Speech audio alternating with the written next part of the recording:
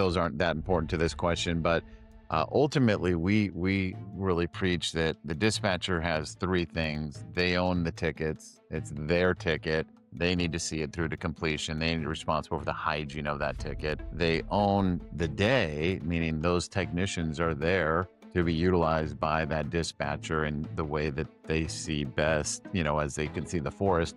And then they own that inventory of hours. You got 10 technicians, 40 hours a week. They own that 400 hours. Is that track pretty clearly with you guys, or you guys have a different look at it? No, it's pretty much the way it works. I mean, Tony knows that, it's her job. If a ticket is like on, we do daily huddles with all of the techs who are available it's about a 5-10 minute call. But right after that, we send out an updated, like, hey, this is how many tickets are on the board that have not been touched in a day. This is, these are the priority things that are going on right now that you need to follow up on. So we got Lewis today with Alvarez Technology. And Lewis, how did you find yourself in this crazy MSP world? Man, it's a long journey. It started actually, I born and raised in Miami, Florida, and right out of high school, I decided that I didn't want to go to college. I wanted to see the world a little bit, take it, that gap year almost, but before I went to college. And so I joined the Air Force and found myself going through language school. And that was my first exposure to computers because we were linguists and we were transcribing. In my case, I was a German linguist, so we were transcribing German language tapes that we were given, and we were doing it onto a computer. And I had used a keyboard before, like a typewriter, but I'd never used a computer, and I was fascinated. Of course, it was green screen, mainframe, not anything that anybody today would recognize as the typical computer. But back then, it was really interesting. And then about 3 years into my tour in Berlin, the Air Force started buying these things called the IBM PC. And if you remember the original PC, the one that eventually made Microsoft famous with the Microsoft OS, but they the MIS guys that ran the computer, the big computer, said these are not computers. This is a glorified word processor. We want nothing to do with these things. So somebody else needs to take care of them. And so they assigned people in our squadron additional duties, which is a famous word for whatever we want you to do that the Air Force uses. And they said, who's interested in babysitting these computers? And I volunteered, and we had a lot of downtime in the shift work that I was working, and they kept me busy. So I'd learned a lot about computers and discovered that I had this affinity for them. And I started programming, ended up buying my first computer, which was a TI 99-4A. I don't know if anybody remembers that guy. Got a hard drive for it. I think it was a 5 megabyte hard drive. I was so happy. Then eventually started doing some programming and in BASIC and writing some games and things like that.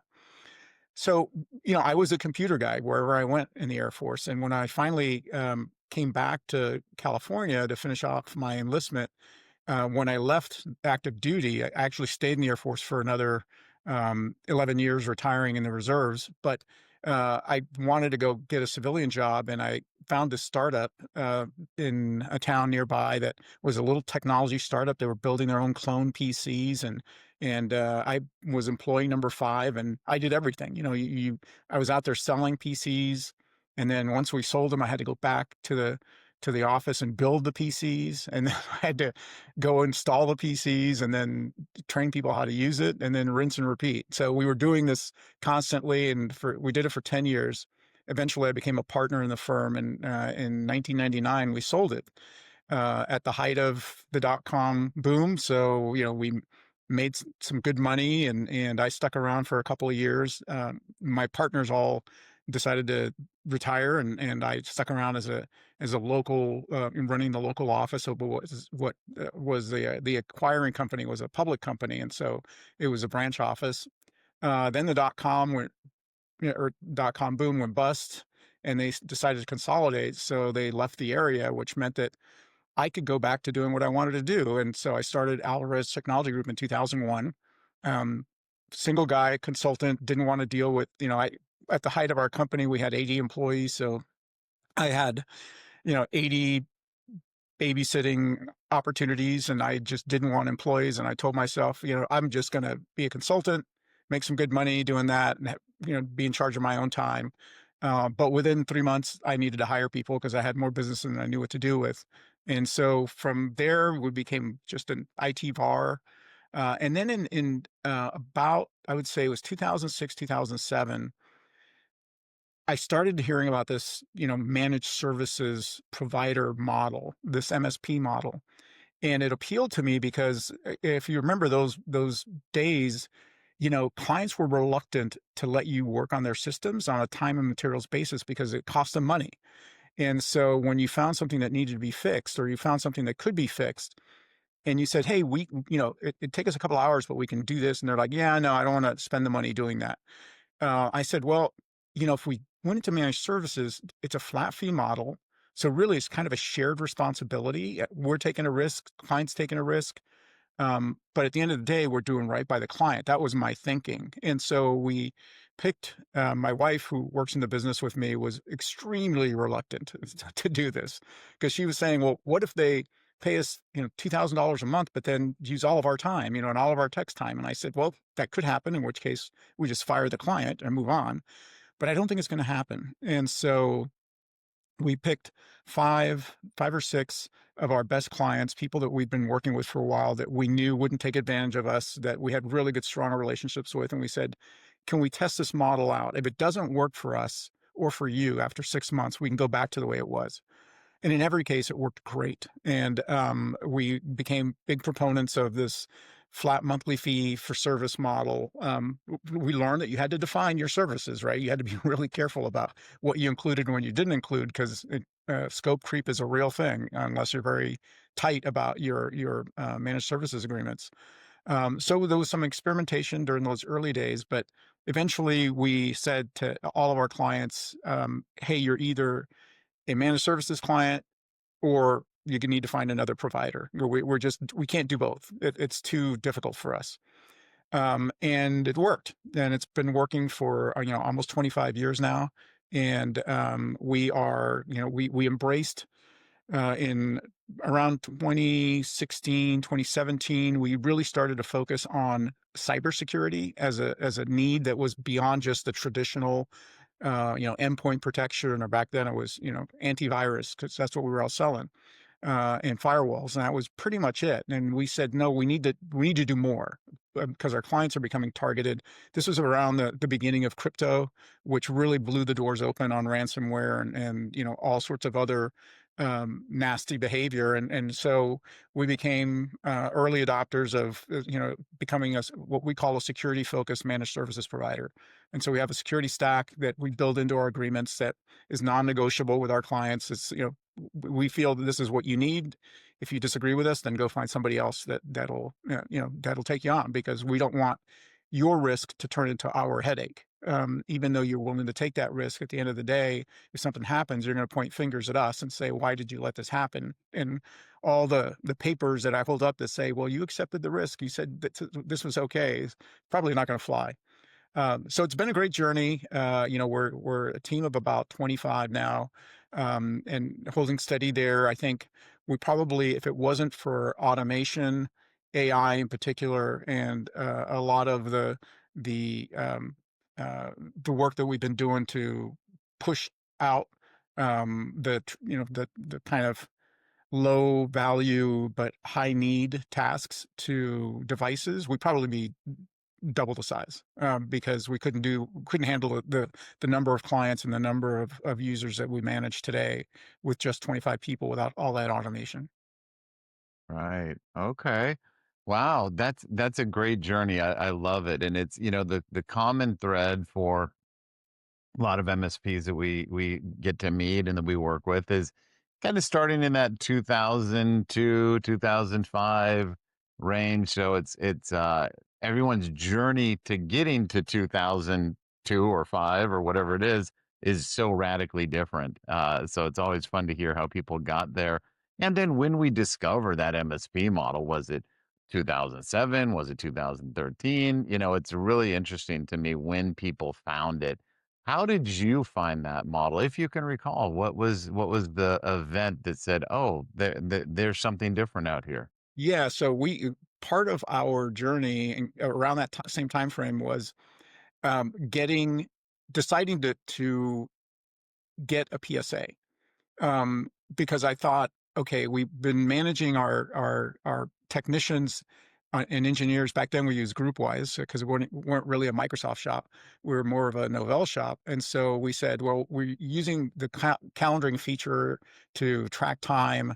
And I don't think it's very efficient because at the end of the month, when my wife was doing invoicing, she would say, "Well, hey, Steve had nothing to do this week," and we call Steve, and Steve's like, "Oh no, no, I was here, I was there, but I don't remember the details." And so we're letting money basically, slip through our fingers.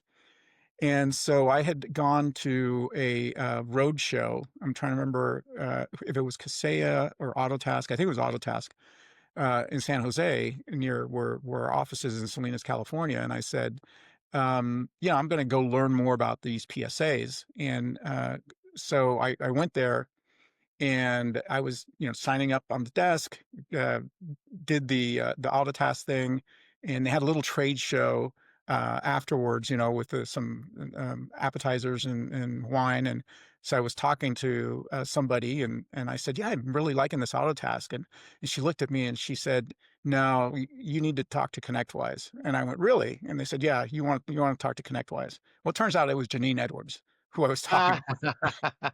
So those of us that have been here long enough know Janine was That's an right. integral part of ConnectWise's growth back Yeah, in the day, and she yes. was a great person, still a great friend of mine. And so I said, "Okay, let me take a look at ConnectWise." And I looked at it, I liked what I saw, and I said, "Hey, we're going to invest in this thing." And I went to my first IT Nation show, where people were buzzing about this managed services provider model. And so I said, well, I'm going to take, if you've ever gone to an IT Nation show, a lot of it is business training. It's not just, yeah, you can find all the latest, things on the PSA or their other products, but really those of us that go there look at it as a business learning opportunity. And so I took in all these business sessions around managed services and the model and what you needed to do to make it successful. And that's really what started me thinking about, we need to do this. This is the future direction of our industry. And I remember, I don't know, even 10 years later, looking around the room, and so many people still were working in the break and fix world and had not embraced managed services. And I'm like, man, that is just, we were telling ourselves 10 years ago, if we didn't do this soon, we'd all be out of business. But apparently, others discovered that that wasn't necessarily the truth. But I still think it's the best business model for us. Yeah, absolutely. Yeah, that's funny that Janine went and, carpet bagged at an AutoTask event. That's so awesome. That's really cool. And, I remember those days well, and it again, when people find that model, how they find that model. Um, I've been there. I started doing ConnectWise implementation work in about 2006. So I'd been doing management consulting around MSPs for a couple years before that. And I remember getting this call from Arnie Bellini in like 2006 and saying, "Hey, you do some consulting. Why don't you come down and we want to give you implementations?" And I was like, "Well, who the hell is Arnie Bellini? What's ConnectWise?" And went down and sat in his offices with Kay Vanderleest and him, and spent like 2 days him just showing me everything about ConnectWise. And I was just like, "This is really cool." Then, the following Monday, doing my first implementation, and it was just off to the races. Now, what I recognized was first, I just originally just had this like I hate AutoTask, kind of because in our industry, it's kind of like there were those two camps of I use AutoTask, I use ConnectWise. And it's just as I had this really strong familiarity bias, is what I found, is I know what ConnectWise looks like and how it operates. But I wonder if you observe this as well. AutoTask, their business model was um hosted from day one, and Mhm. ConnectWise, I don't know if you were, I Oh don't yeah. know if I, yeah. So did you have to go host it, or did you go, or No, did you we have to went go on prem? Yeah, so we had to do Right. on-prem because I don't think they offered a hosted solution back then, and so, it was you had to build your own servers, and then Yeah, yeah. we and, we had our RMM tool, which we actually had before, ConnectWise was Managed Workplace. If you remember that, product is out of Canada. I'm still friends with, Dan Wensley and all these guys that came out of Managed Workplace, but they got acquired, I forget by whom, a larger company, and they stopped developing the product. And I told my team, by then we had, a mighty team of about 11, 12 people. And I said to my head technicians and engineers, hey, you guys need to find us a new RMM tool because this one's breaking all the time. And they said, oh, you got to look at LabTech. You had to look at LabTech. And this was, I think, right around the time LabTech had gotten acquired by ConnectWise. Right. And so we, now had a LabTech server. And then That's they said, right. "Oh, well, we need to do remote management, so we need a Screen Connect server." So we had all this, we had a big data center that we were managing and babysitting. So when the opportunity came, way later, but a few years ago to just offload all of that and get it all hosted by ConnectWise, I was a big proponent of it, even if though it cost us a little bit more on a monthly basis, but it was still worth it just so that we didn't have to worry about uptime. Right. Right. Well, I think that hosted versus on-prem at that stage was AutoTask gobbled up a nice market share. But I think what they were getting was those guys that were really cost sensitive, those guys who weren't, um, you know, killing it just yet. And so it was an easier one to go through. And what we saw for many, many years was AutoTask is the smaller MSPs, ConnectWise is the larger MSPs. Mhm. And it may be that simple, but what I also saw was to your point about, the IT nations having a lot of great business content. Early days, we spoke at tons of IT nations and, it was great, the business content. And when we would try to, go over to Autotask and say, hey, we'd love to speak at your events, it's good for us, it's good for you.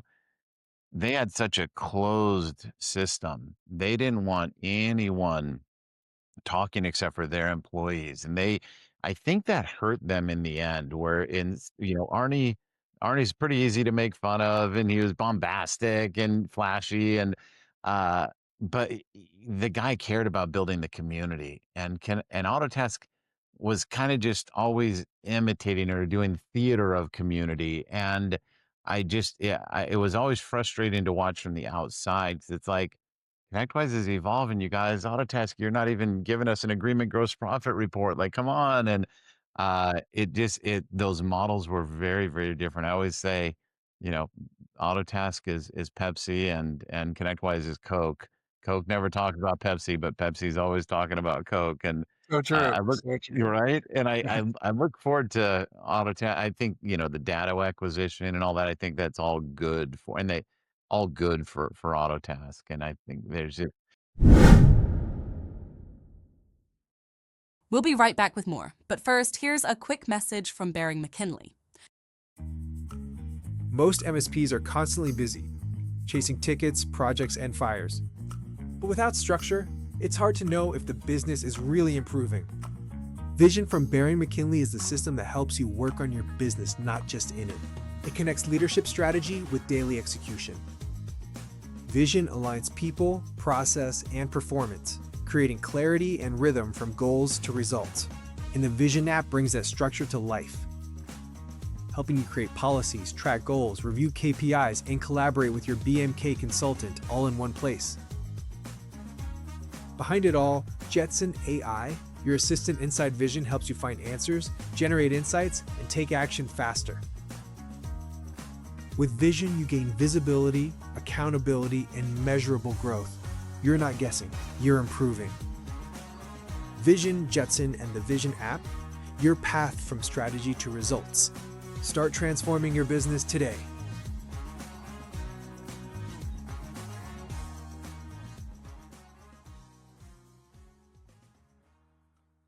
All right, let's get back to the conversation.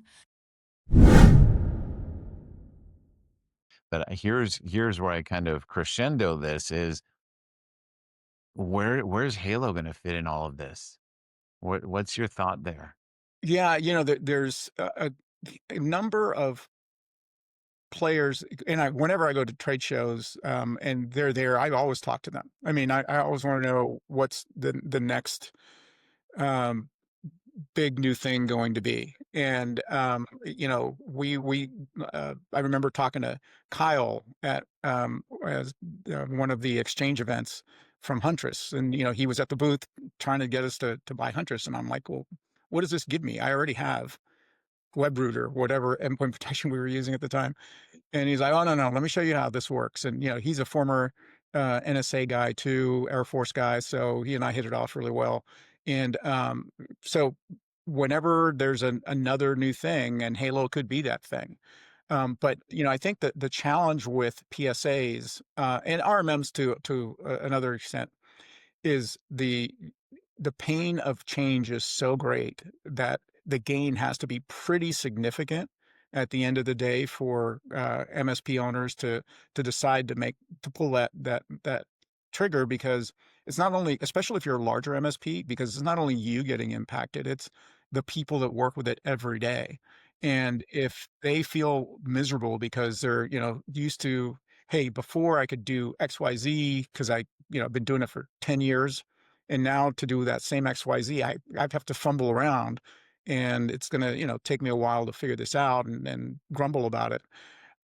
So those are the challenges. Like when we made we've only made one RMM change, which is unusual for an MSP. I understand it's been around as long as we have. But we like Automate now. What we used to be LabTech, and it does the job. And until ConnectWise says, okay, you have to change, we'll probably continue to use it. But I think if we were starting from scratch, there's a lot of really good options out there for MSPs. All of them hosted, which is great because, again, that takes away the pain of running your own data center. Uh, and all of them, have features that um, you might like, and some features that you might not care about. But it's a crowded space right now, and I know in there's the question is there enough market there to warrant that many players? But I'm not investing in them, so whoever that's the problem of the investors, right? Not my problem. Right. Yeah, it's fun to see some, RMMs, I think must be from a developer standpoint a little more not easy by any stretch, but a little easier than the PSA. So we Oh took, yeah. a lot of RMMs come in.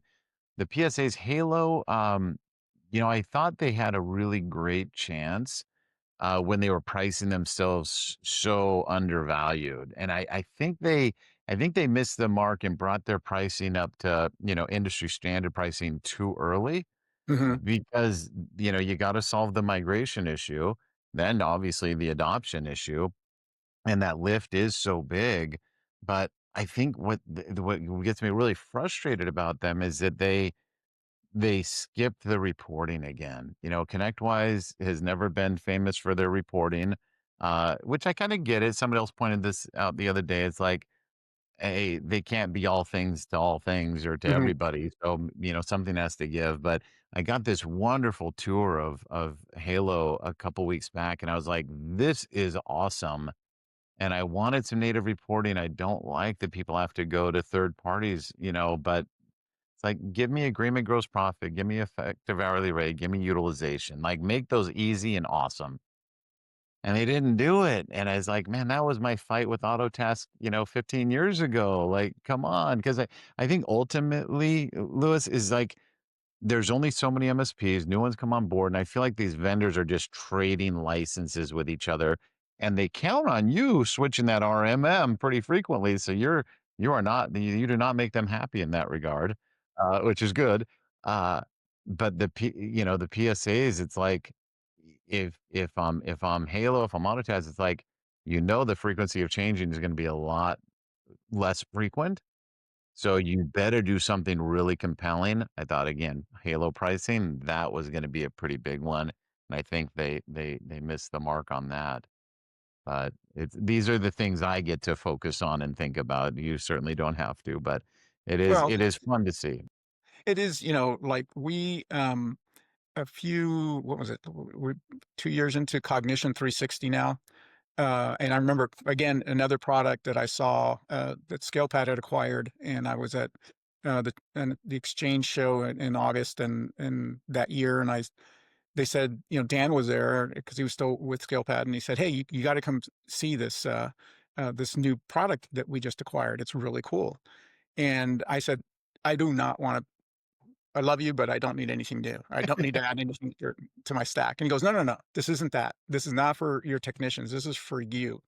Yes. And so I did the demo with them, and I was really taken with their ability to use Power BI to drive KPIs that, I didn't had no idea existed. And I remember talking to the sales guy, and we did a demo later. And Christy, the gal who's doing the demo, said, "Well, I'll warn you, I would only invest in this product if you're prepared to make changes, because you're going to learn a lot about your company." And so I said, "I'm prepared to make changes." And sure enough, we surfaced a lot of information that we otherwise didn't know about our operations, about our clients' profitability. We were some of the metrics that we thought we had a handle on, we really didn't have a handle on. And it largely was because that data wasn't available Right. natively within ConnectWise PSA. So being able to take that data and put it someplace that then could be sliced and diced in a way that gives me as a CEO the ability to make decisions about the business, not about what new tool to buy, but really what clients do I have to fire? What clients do I need to pay more attention to? What engineers are really hitting it out of the park, and what engineers are sandbagging? So you get a lot of that clarity and transparency, and it becomes part of our. We're an EOS shop at the office, and so we have our level 10 meetings, and in there, we take a really hard look at our KPIs every week and say, what's working and what's not working, and how do we turn this around, or how do we make changes that we need to make to make these numbers go in the direction that we want them to go. Yeah, absolutely. I got to know the folks over at Cognition early days. We helped them build this amazing report. Now we got real operationally deep with it. I don't know that it made their final cuts or not, but it was this like ticket health report where it would look at, about 15 variables on a ticket. How many times did it change statuses, configuration attached, you know, distance between when the time entry is and when the time entry was actually entered. And I was just like, this is the greatest thing on earth. Like there's so much an owner can learn. And Yeah. I was, we were going to partner with them and I was really excited. Then I had a couple clients just kind of balk at the idea that their data was going to be stored in this one big cloud, and they got real, antsy about that before it went down into your Power BI. And then MSP bots kind of solve that, but just isn't quite as powerful as Cognition 360. Didn't have that Power BI flexibility from my vantage point. I think lots of people can disagree with me, but just those tools are so amazing, just so They are. amazing, and we needed them. We And needed there them comes a point desperately. in your maturity as an MSP where you need to have that kind of insight into your business, or you can't scale. That you just will basically get to a certain size, and you're stuck, and you're like, okay, well, is this where I want to be? Um, and if it's not, then you need to know how you get to the next level. For sure. And, I had lots of opportunities to, talk to lots of MSPs. And one of the things that always I find interesting, and I'm not a very nice guy, so I'm kind of mean on the stage sometimes, but I'll kind of give this conversation about break fix um and managed services. I'm a big fan of managed services, but I'm also a big fan of break fix. But I'll kind of, ask for this show of hands of like, who's got over 50,000 a month of recurring and 100,000, and people are real excited. And I'll say like, but I love managed services, and they'll kind of, boo or hiss or whatever they do. And then, yeah, here's the punch. I'm like, cool. I'll let you win that conversation if you can tell me your agreement gross profit. And even the guys who said they have 100, 200,000, it's like, they're like, well, remind me the formula for that again. Or what should the target be? And I'm like, you don't get to have an opinion on this if you don't know your AGP. You've got this, you've worked so hard to get this valuable, revenue that's recurring and it's awesome. But you don't even know your AGP. I think I can fairly assume or some evidence of tools like Cognition of just like, hey, you may not have known what it was. And if you bought the tool, at least figure out what it is. Cause that's the deal breaker, right? You know it. Hopefully you didn't experience it, but you can get all that recurring revenue you want. But if you're not profitable on it and understand why you are or not profitable, there's no point. You would have been Exactly. better off. Yeah. Yeah. Yeah. Do you remember when you first started hearing the agreement gross profit conversation? Oh gosh. So this had to have been probably 2 or 3 years into our managed services conversion after we had decided, okay, look, we'll still do time and materials billing, but only for existing MSP clients. So we'll Perfect. install Right. your PCs, we'll install all this other stuff that isn't included in your agreement, but you have to be a client for us to understand your environment before we can do this, because otherwise it's going to take us way too long and you're not going to want to pay that much money. Um, so once we converted all our clients to managed services, we started looking at the agreement gross profit number reports that came out of ConnectWise. And like you pointed out earlier, ConnectWise isn't known for their reporting, but they do have a few reports that work well if you set up the agreements correctly. And That's that's the right. trick, right? Yes. So we had to learn that, oh, we're not adding in all of our real costs for all of the tools and things that we're deploying on our client sites. And that's, so it's artificially inflating our agreement gross profit. We're patting ourselves on the back and saying, why is our overhead so high? And and we're, because we're stuffing everything in the overhead, as opposed to putting it where it belonged, and the cost of doing business, or the cost of the business. So once we redid our general ledger to make it reflect reality, as I like to say, then agreement gross profit becomes very, very important, because that's the only way that you can manage your company and manage growth. That's right. That's right. And that is I always say, like, of all the ConnectWise reports, that agreement gross profit one is a beautiful report. There's flaws and they don't give you overtime and whatnot, but yeah, you've got to hit the holy trinity beautifully, of setting up those agreements so that you know, can you get the bill out the door? Does the client like it? Does it also balance, reporting needs? And that's such a tricky balance, because in that first pass of using your PSA, ConnectWise PSA, you're just trying to get something in there so you can actually bill your doggone clients. Then it's that, oh, this is a journey, not a destination. Now I got to figure out how I can make it work and get the reporting, which is it's not easy and it takes a lot of care and feeding, doesn't it?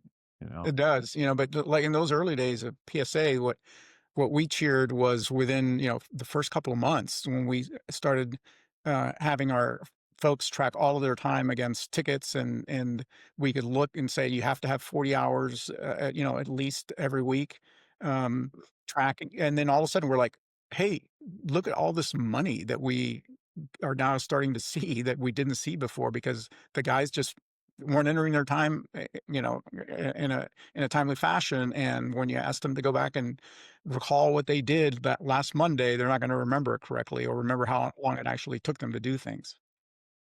You're exactly right. That's in our world at Bering McKinley, we call that 50.01.01 the time entry standard.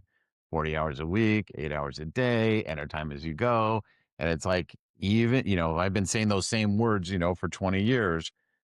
It's a big mountain for MSPs to climb. And if you can just bleed so much profit or bleed so many dollars.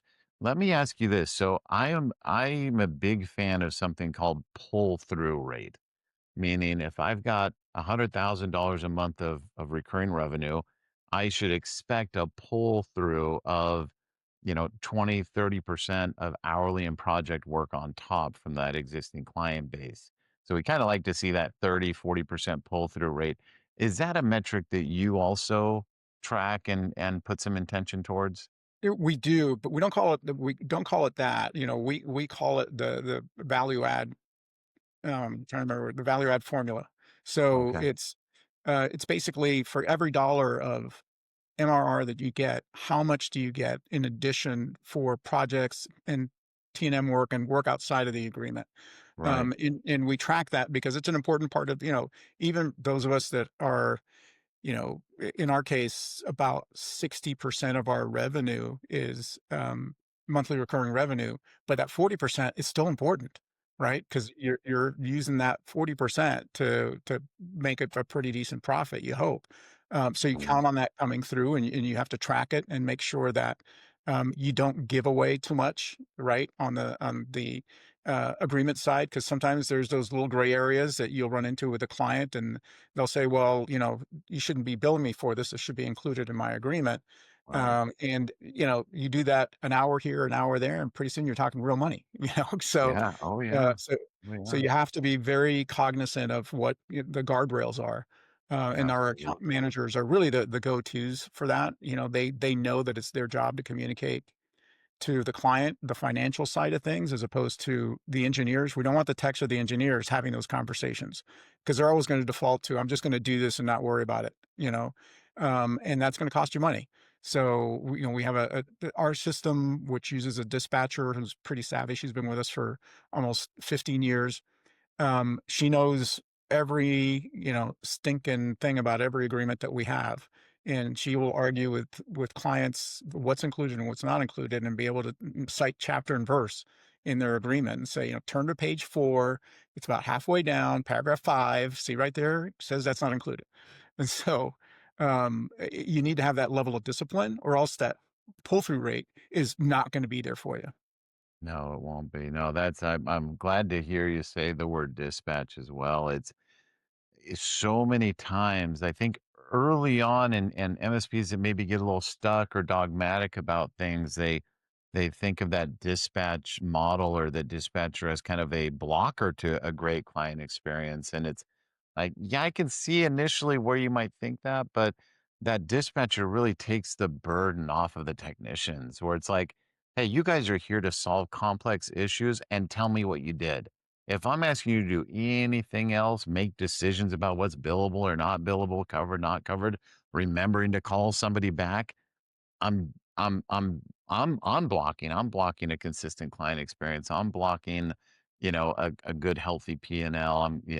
I love your reference to the dispatcher, and kudos to you. You guys have really figured out how to get somebody really trained in on the agreement, because that's the key right there. Yeah.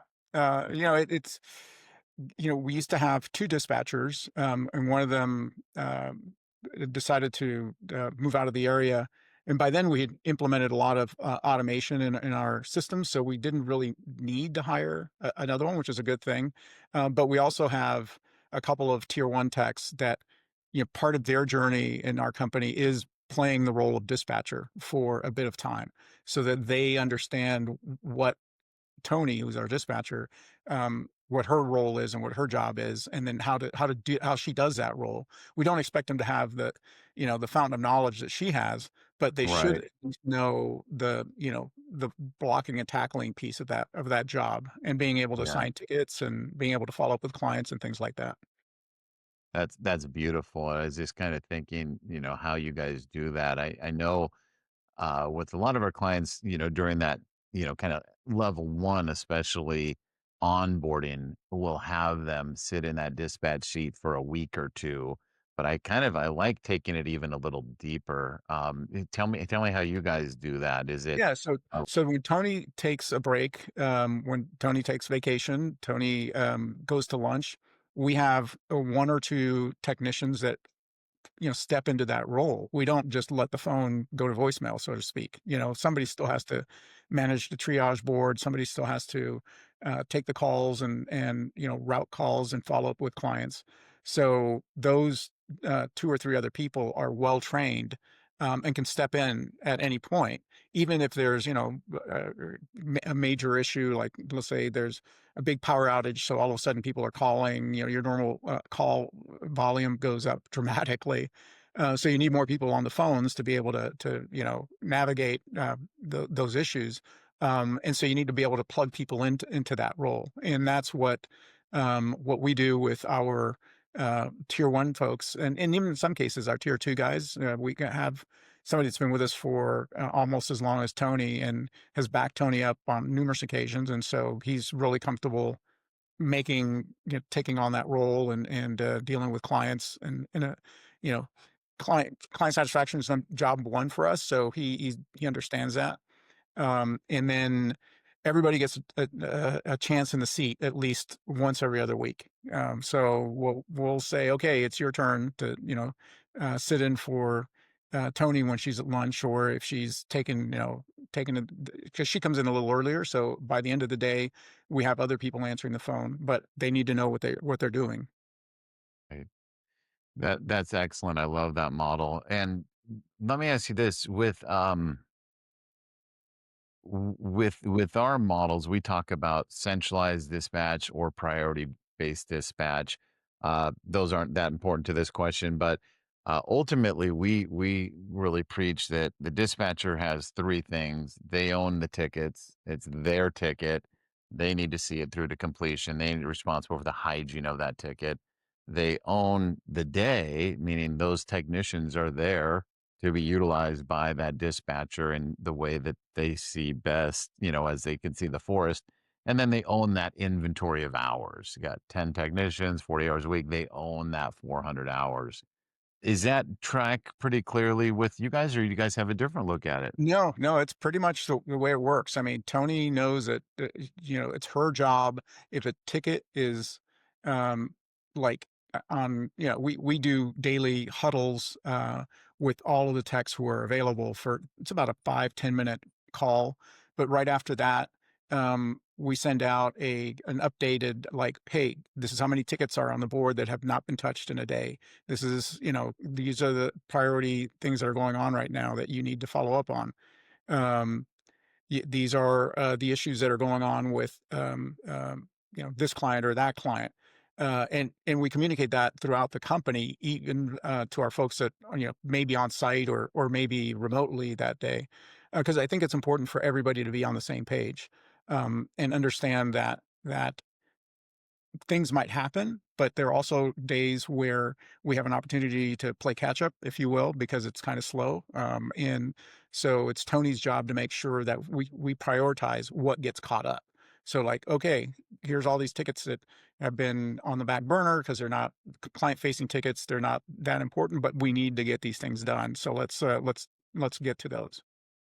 Nice, nice. Well, Lewis, I'll tell you what, when I started this mission of talking to as many MSP owners and leaders as I possibly could, part of my rationale behind it was that over the last 25 years, I've had, dozens, hundreds of moments of talking with a client about something. I'm like, man, I wish we could bottle this up and share it with everyone. And that, all right, well, let's just start talking to people, because I'm not going to be able to rewind the clock on those. This is definitely a conversation that we're going to highlight with some clients, especially as they figure their own place out in the journey of dispatch. Because believe it or not, a lot of people really struggle with it. So thanks for sharing your story of dispatch. I really appreciate it. And I know other people will eventually as well once they get to hear this. So You're thank very welcome. Yeah, 25 yeah, years in the right. making. 25 years in the making. And listen, by the way, in case no one's told you, getting to that 25 employees, I can project pretty closely what your revenue is. And you are definitely in that 1% of MSPs, in case you didn't know that. So Did not, but thank you for yeah, that. absolutely. Well done. I'm very impressed with what you guys have done. Lewis, where can people find you out in the world? Because they're going to want to hear more from you. Well, you can go to our website, alvareztg.com. I'm on LinkedIn. So feel free to connect with me through there. If you go to our website, there's a video library of other topics that I've talked about. We do a monthly cyber meetup talking about all things cyber and a couple of other interesting things. So feel free to go through there and ping me anytime you want. Outstanding. Well, make sure to check out Lewis's information out there. Guys, thanks for joining us again with another episode of From the Trenches. If we earned it, if Lewis earned it, which I'm sure he did, give us a like, a share, a subscribe. And if you know anyone or if you'd like to come join us on the pod, just hit us up and love to have you on as well. So, Lewis, thank you again for joining us and catch you next time. Take care, my friend.